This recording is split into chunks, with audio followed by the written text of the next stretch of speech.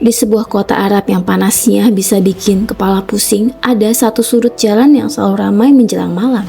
Bukan karena lampu mewah atau toko mahal, tapi karena bau pete. Disitulah Maija mangkal. Maija adalah nenek asal Indonesia. Usianya sudah lewat 60 tahun, rambutnya putih, kulitnya legam terbakar matahari. Tapi matanya masih hidup dan senyumnya selalu muncul lebih dulu sebelum sapaan. Gerobaknya kecil, catnya sudah mengelupas, tapi wajan besinya setia menemani setiap malam. Dagangan Maija sederhana, pete mentah dan nasi goreng pete. Aromanya jangan ditanya. Beberapa orang langsung menutup hidung saat lewat, tapi anehnya banyak juga yang berhenti, menelan ludah, lalu memesan satu piring. Maija sering tertawa melihat reaksi mereka. Pete itu jujur, katanya sambil mengaduk nasi. Baunya duluan, enaknya belakangan. Maija hidup sendirian di negeri gurun. Pagi hari ia istirahat di kamar sempit dekat pasar, siang tidur menghindari panas. Sore menyiapkan bahan, malam berjualan sampai wajan dingin. Uang hasil jualan disisihkan sedikit demi sedikit untuk cucunya di kampung. Tak ada yang istimewa dari hidup Maija. Ia tidak pernah bermimpi aneh-aneh. Baginya, bisa makan, bisa kirim uang, dan masih kuat berdiri. Itu sudah cukup. Hingga suatu malam, saat angin gurun bertiup pelan dan jalanan mulai sepi, seorang pemuda berhenti di depan gerobaknya. Pemuda itu tinggi, wajahnya bersih, pakaiannya sederhana tapi rapi. Ia berdiri sebentar menghirup aroma nasi pete goreng yang baru ditumis. Maija mengangkat alis, mau tutup hidung atau mau makan nak, godanya. Pemuda itu tertawa kecil. Kalau baunya begini pasti rasanya jujur, katanya. Maija terkekeh. Pintar juga kamu nak. Pemuda itu memesan satu piring, duduk di bangku plastik yang agak goyah. Saat satu suapan pertama masuk ke mulutnya, ekspresinya berubah.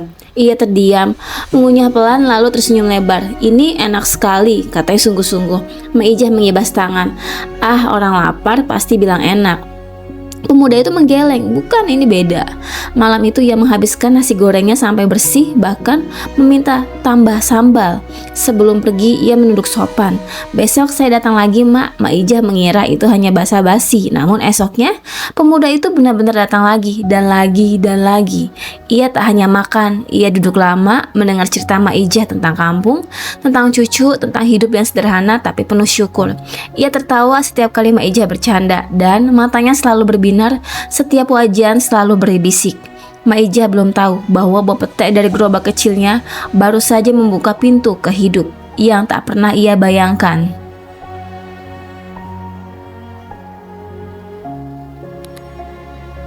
Sejak malam itu, gerobak Maija tak pernah sepi dari satu pelanggan tetap. Pemuda itu datang hampir setiap hari. Selalu di jam yang sama, selalu dengan wajah yang sama, tenang, sopan, dan kelihatan terlalu bersih untuk ukuran pelanggan nasi goreng pinggir jalan. Maija mulai hafal kebiasaan pemuda itu. Datang, duduk, hirup bau pete, senyum, lalu pesan. Nasi goreng pete yang pedasnya jujur mak.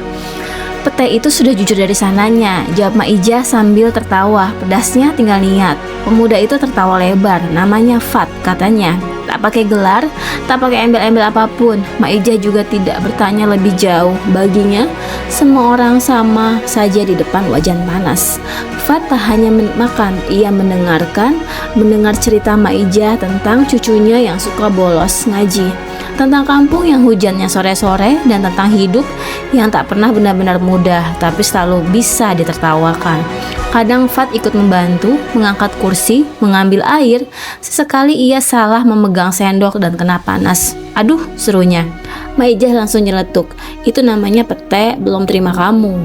Fat tertawa sambil meniup jarinya. Berarti saya harus sering datang biar diterima. Pelan-pelan orang sekitar mulai memperhatikan. Pemuda itu siapa? Kok tiap hari makan pete? Nggak kapok sama baunya? Berapa orang berbisik, apalagi ketika Fat datang bukan cuma sendiri, tapi membawa teman-temannya. Teman-temannya awalnya ragu, menutup hidung, tapi akhirnya ikut pesan. Dan semuanya bilang, ini enak. Baunya aneh, tapi enak. Konflik kecil mulai muncul suatu malam. Fat datang agak terlambat, Maija sudah hampir menutup gerobak. Mak, jangan tutup dulu, katanya agak terengah. Saya belum makan. Maija mengerling. Kau telat ya, nasi pete udah jadi capek. Fat menatap wajah kosong dengan wajah sedih yang dibuat-buat. Saya jalan jauh hari ini. Maija akhirnya mengalah. Ya sudah, satu piring tapi ini yang terakhir. Fat makan dengan lahap. Lalu tiba-tiba berkata pelan, "Mak, kalau suatu hari Mak berhenti jualan, saya sedih." Mak Ija tertawa, "Kamu ini aneh. Yang sedih harusnya cucu saya kalau kiriman telat." Fat menatapnya serius. "Masakan Mak itu rumah buat saya." Mak Ija terdiam sebentar lalu mengibaskan tangan. Sudah, kamu kebanyakan makan betek, jadi baper." Namun malam itu, Fat mengucapkan sesuatu yang membuat Mak Ija mengangkat alis.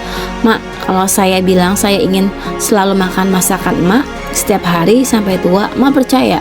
Mak Ija tertawa keras. "Percaya asal kamu kuat bawa petek." Fat ikut tertawa. "Ternyata saya kuat, Mak." Mak Ija belum tahu bahwa ucapan itu bukan candaan dan bahwa pemuda yang duduk di bangku plastik kecil itu menyimpan rahasia besar yang sebentar lagi akan mengguncang hidup sederhana di gerobak petek itu.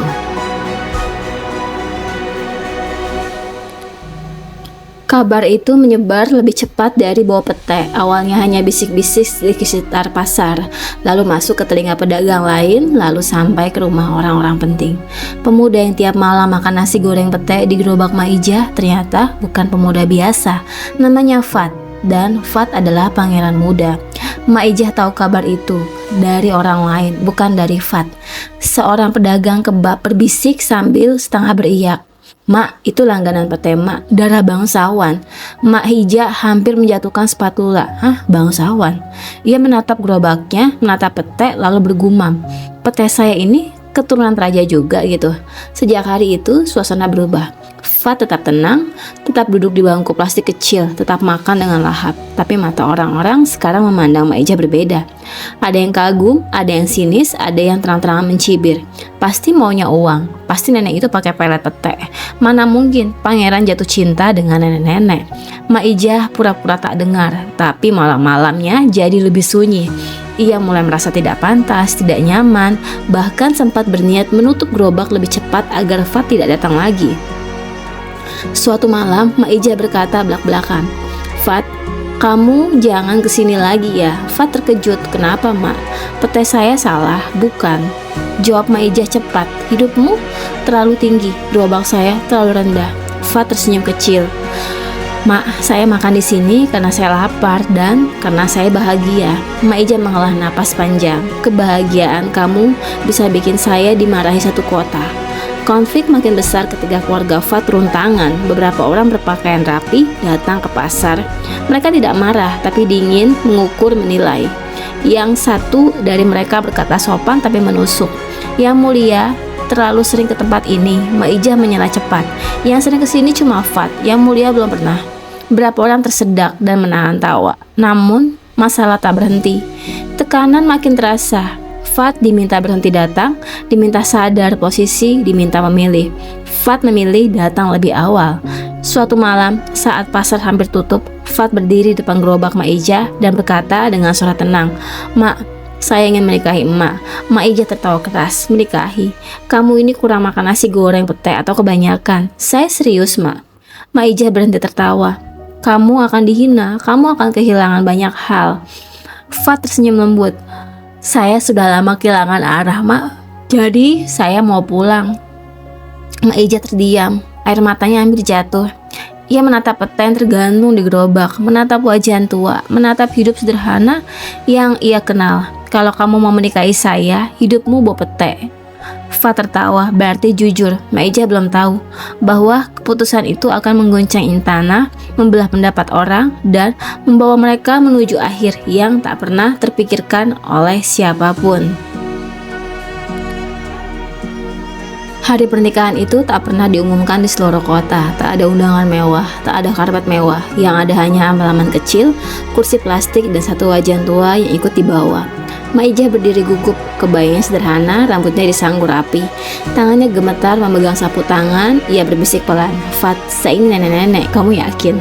Fat tersenyum lebar. "Ya, saya sudah terbiasa bawa petek, yang lain itu bonus." Beberapa orang istana hadir dengan wajah kaku. Mereka masih gak percaya. Ada yang berbisik, ada yang geleng-geleng kepala. Tapi Fat berdiri tegak, gak ragu, menoleh. Akad berlangsung singkat dan hikmat. Ketika sah diucapkan, Maijah menutup wajahnya sampai tertawa kecil dan menangis bersamaan. Semua orang menunggu di pesta, yang datang justru makan malam. Di tengah halaman, Fat membuka penutup besar. Isinya bukan hidangan kerajaan, isinya nasi goreng pete. Bau pete menyebar dengan cepat. Beberapa tamu refleks menutup hidung. Fat tertawa dan berkata lantang, "Tenang, ini tes kejujuran." Maijah tepuk tangan. "Jangan kurang ajar di hari nikah." Orang-orang berani mencoba, diam, lalu tersenyum, lalu tambah. Hari-hari setelah itu makin mengejutkan. Fat menolak ke istana. Ia memilih membuka warung kecil bersama Maijah. Namanya sederhana dan bikin orang tertawa. Petai jujur, bau dulu, enak kemudian. Warung itu ramai, bukan karena pangeran, bukan karena cinta aneh, tapi karena rasa.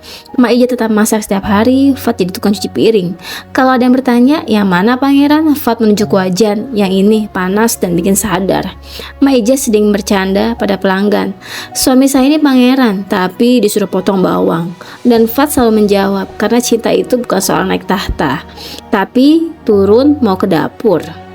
Orang-orang akhirnya mengerti, cinta tak memilih usia, tak memilih status, dan tidak takut bawa pete. Maijah tersenyum setiap malam, Fat tersenyum setiap pagi, dan dunia akhirnya ikut tersenyum. Tamat.